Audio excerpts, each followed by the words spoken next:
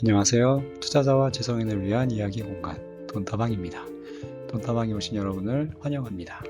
이번 영상에서는 지하철 개통에 대한 허상, 역세권도 역세권 나름이다 라는 주제로 한번 이야기를 나눠보도록 하겠습니다.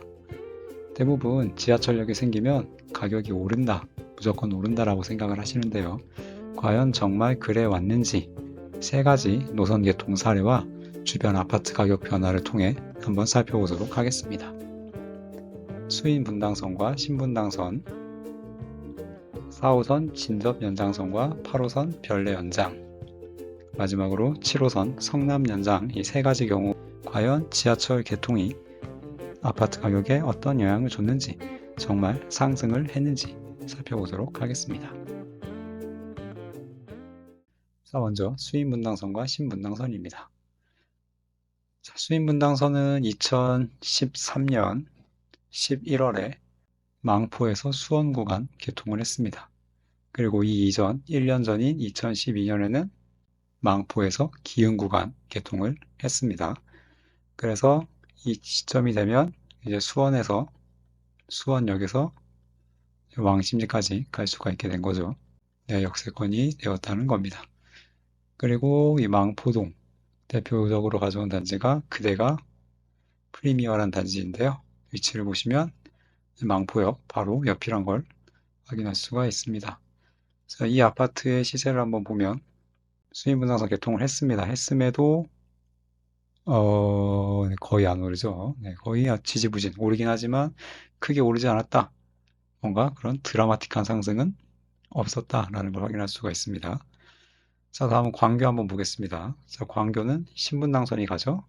자, 신분당선의 2단계 구간은 2016년 1월에 개통을 합니다. 대표적인 단지, 광교의 대표 단지죠. 자연앤 힐스테이트를 가져와 봤는데요. 바로 옆입니다. 광교중앙역 초역세권 아파트고요. 1700세대 대단지 아파트입니다. 그런데 예상과 다르게 개통을 해도 강남으로 바로 갈 수 있는 길이 열렸음에도 어떻습니까? 가격이 2년은 기어요. 개통이 되면 치고 올라갈 줄 알았는데 아니었다는 거죠. 오히려 보합을 하더라.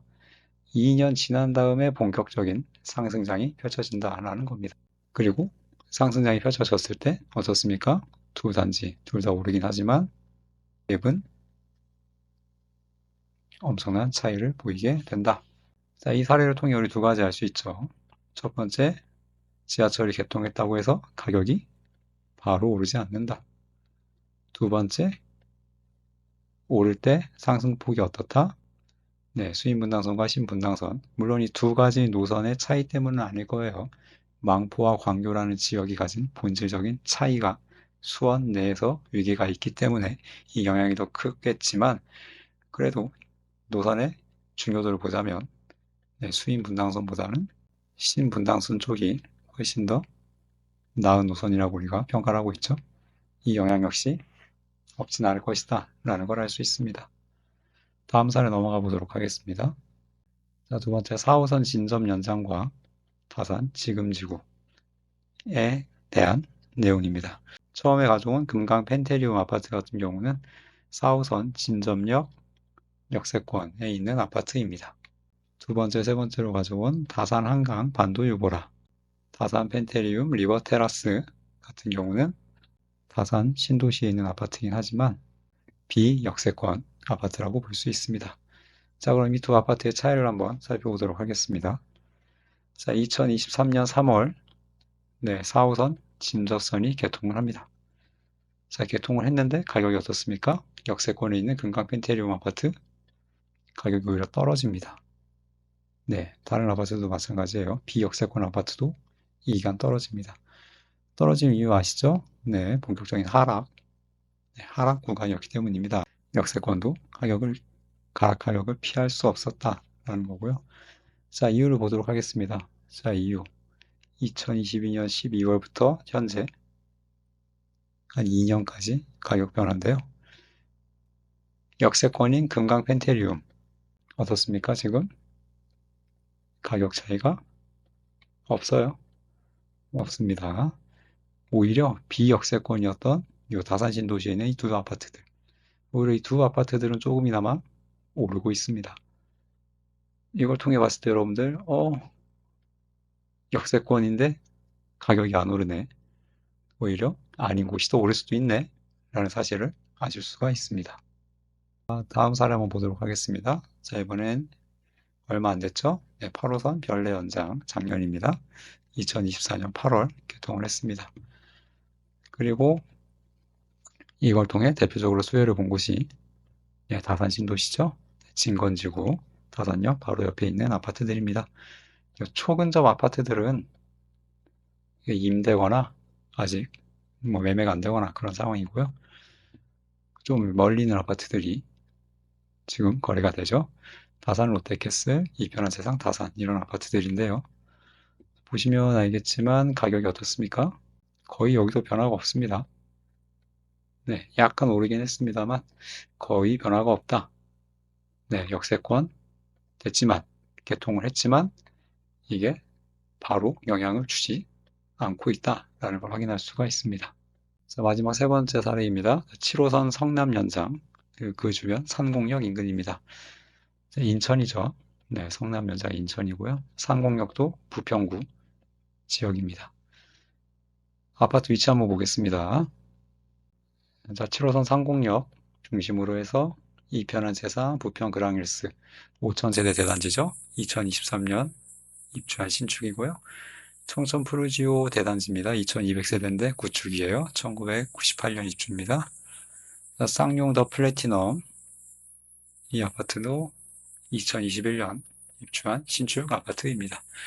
자, 가격 흐름을 한번 보도록 하겠습니다. 보시면 알겠지만 자, 개통했습니다. 2021년 5월 이때 개통을 했는데 오르죠? 오릅니다. 그런데 어때요?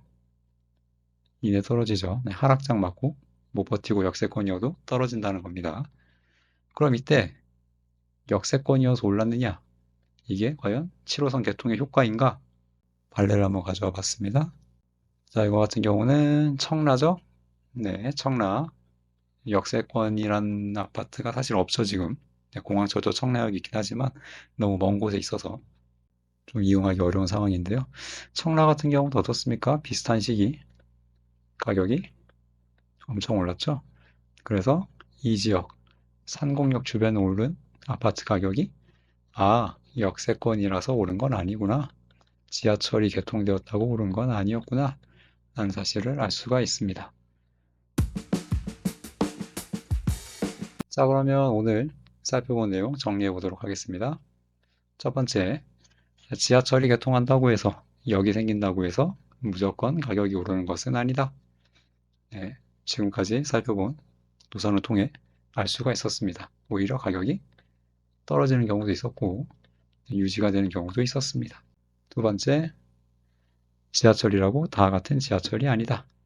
아까 보셨죠? 네, 수인 분당선과 신 분당선의 차이를 느끼셨을 겁니다. 흔히 부동산 세계에서는 인정받는 지하철들이 몇 개 있죠. 2호선, 9호선, 방금 전에 신분당선, 공항철도 이런 노선들이 상대적으로 인기 노선이고요. 비선호되는 노선은 상대적으로 6호선, 경의중앙선 이런 노선들이 좀 경춘선 이런 노선들이 좀 비선호되죠. 좀 배차 간격이 길거나 핵심지를 들리지 않는 노선들 차이가 있습니다. 마지막 세 번째, 이게 사실 오늘의 핵심이죠. 자, 지하철 개통과 역이 생기는 것보다 부동산 흐름이 훨씬 더 중요하다. 네, 부동산 흐름이 꺾이고 하락장이 되면 역세권이든 역세권 할아버지가 오든 가격을 살릴 수 없다. 영향을 줄 수 없다라는 내용으로 오늘 내용 정리해 보도록 하겠습니다. 그리고 하나 또 추가를 해보면 요즘 점점 정보가 빨라지면서 이게 점점 이 개통 시점보다 앞서서 좀 선반영되는 경우가 많아지고 있는 것 같은 게 제 개인적인 생각입니다. 너무 요즘 정보 유통이 빠르다 보니까 다들 아시고 호재를 기가 막히게 아시죠? 네, 미리 가격이 좀 반영이 되는 거 아닌가 하는 생각을 해보았습니다. 자, 오늘 돈다방 여기까지입니다. 도움이 되셨기를 바라봅니다. 시청해주셔서 감사합니다.